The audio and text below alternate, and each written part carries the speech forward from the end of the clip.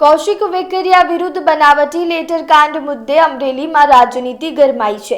ગુજરાત કોંગ્રેસ મહિલા પ્રમુખ જેનીબેન ઠુમ્મરની પ્રતિક્રિયા સામે આવી છે।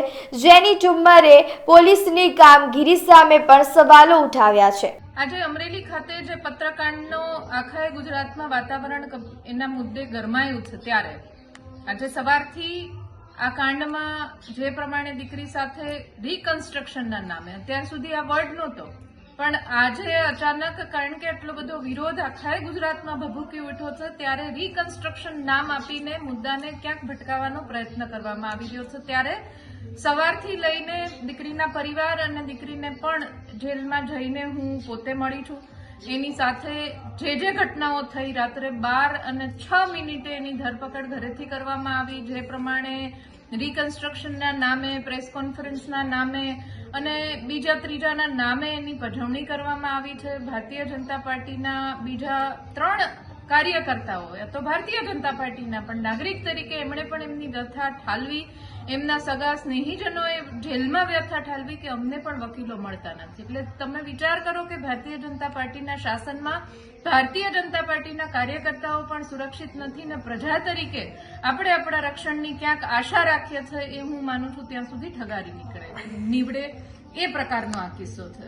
કોઈ પણ રાજકારણની વાત નથી કરવી એટલા માટે કે જ્યારે દીકરીની વાત આવે, મહિલાની વાત આવે ત્યારે આ સંવેદનશીલ મુદ્દો કહેવાય અને એના સાથે જો આ રીતનું અરમાયું વર્તન થતું હોય અને કથની અને કરણીમાં ફરક માનનીય હર્ષભાઈ ગૃહમંત્રીને પૂછવા માંગુ છું કે આવો જ એક પત્રિકાકાંડ સુરતમાં થયો ત્યારે આ જ પ્રકારે જેને 182 ધારાસભ્યોને પત્ર લખીને મોકલ્યા હતા ત્યારે એનો લેટર ટાઈપ કરવાવાળું વ્યક્તિ હતી એને તમે આરોપીના બદલે સાક્ષીમાં રાખ્યા હતા અને અમરેલીમાં એ જ પ્રકારની આ કિસ્સો છે ત્યારે તમે એને આરોપીમાં રાખ્યું છે। એટલે આવા ડબલ સ્ટાન્ડર્ડ પોલીસના કેમ?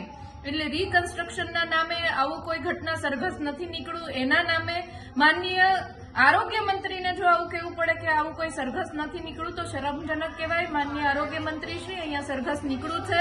જે સીન સપાટા થયા છે એ અમરેલી જિલ્લાના દરેક મીડિયા કર્મીના મોબાઈલમાં અત્યારે રેકોર્ડમાં છે। એટલે આવી કોઈ વાત રિકન્સ્ટ્રક્શનની કરશો નહીં ને રિકન્સ્ટ્રક્શન કરવું હોય તો ઘણા બધા ગુનાઓ છે એના કરજો।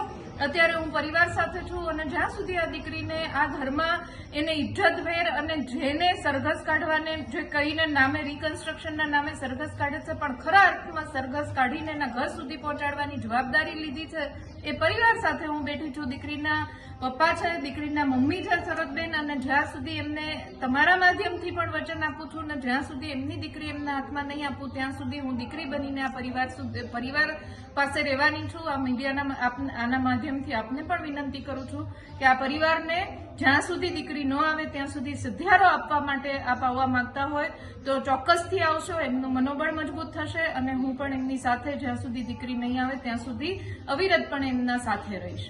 ધન્યવાદ।